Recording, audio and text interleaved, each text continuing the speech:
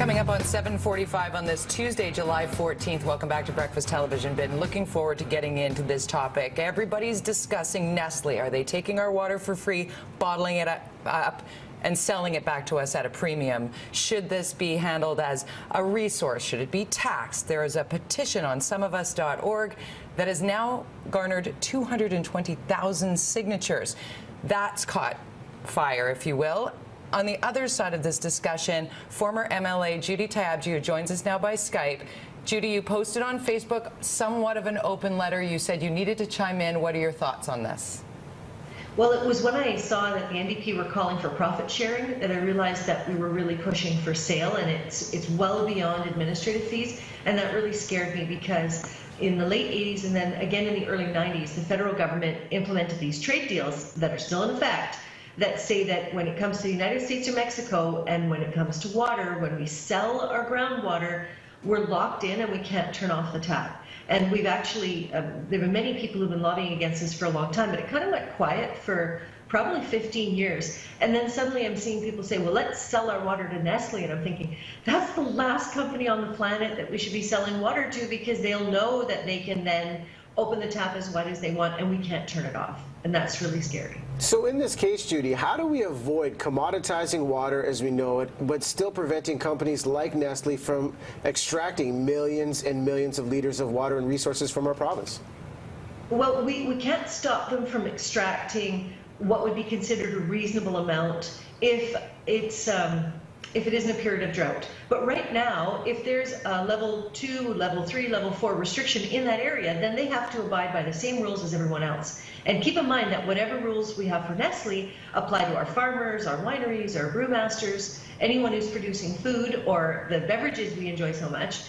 They're also likely tapping into groundwater. And a lot of people get confused because they say, well, I'm in a municipality and I pay for metered water. You're actually not paying for the water, you're paying for the infrastructure to deliver the water. And Nestle, like so many other entities that's accessing large amounts, has access to groundwater, and that means that they've probably put all the infrastructure in themselves. So what you say, that makes a lot of sense in terms of the infrastructure for delivery. That's what we pay in our water bill at our homes. Right. Some of the misinformation that seems to be coming out, or is it misinformation, is that British Columbians are feeling as though different rules apply in other provinces. There seems to be like this $2.25 per million liters of water is a different cost if you're in Quebec, is a different cost if you're in Ontario. What do you know about that?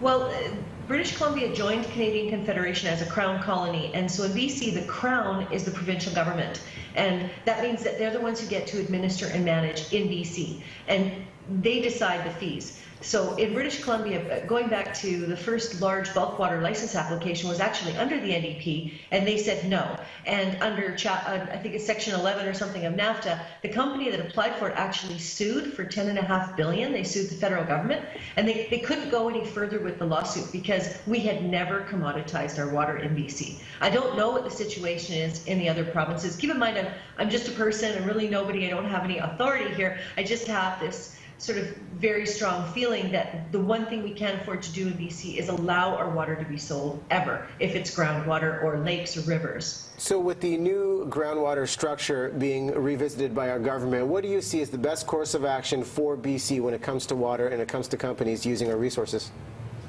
Right. Well, we have to make sure that whichever company it is will never be outside the laws that the province of BC can put on them for restrictions, and that means that we can't allow water to become a commodity. There probably is a way to increase administrative fees, and maybe the government can argue that really high volume users like Nestle are in a category where there's a greater administration. I don't know how they'd have to do it. You have to be careful because you wouldn't want Nestle to have the ability to go to court and say, well, we've been paying these fees, because they wouldn't protest the fees. They would say, oh, sure, yeah, charge us more. And then if they could make an argument that we were charging them above the cost, then they could sue and say, well, they've sold it to us, and now we get to have this volume forever. And that means that the farm next door would have no access to water because they're under restrictions, but Nestle would still be pumping it out. And if they pumped the aquifer dry, they could sue us for lost profits, which is just, can you imagine that? Fascinating, really bad. Fascinating perspective from you, Judi Tyabji. We appreciate you being here with us by Skype from Powell River. Someofus.org is the petition website. Be informed. Sign if you feel that's the right thing to do. Make sure you have all the information.